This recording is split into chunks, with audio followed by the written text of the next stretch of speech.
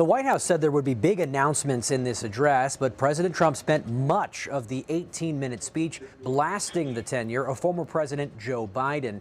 Mr. Trump spoke from the diplomatic reception room at the White House, but his focus tonight was really on domestic policies. He blamed his predecessor for delivering what he described as the worst border and the worst economic conditions in American history. And the president made the case that the economy has vastly improved under his watch, citing numbers on private and foreign investments, gas prices, and drug prices that some fact checkers flagged as misleading or false. Tonight, after 11 months, our border is secure. Inflation is stopped. Wages are up. Prices are down. Our nation is strong. America is respected. And our country is back, stronger than ever before.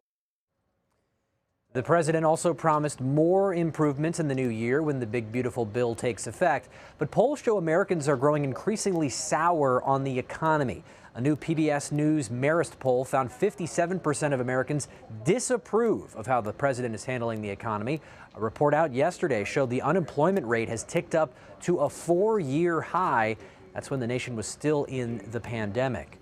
President Trump announced he is sending a roughly $1,700 bonus check to nearly 1.5 million military service members. The president says the money is coming from tariff revenue, and the White House says the money will arrive before Christmas Day.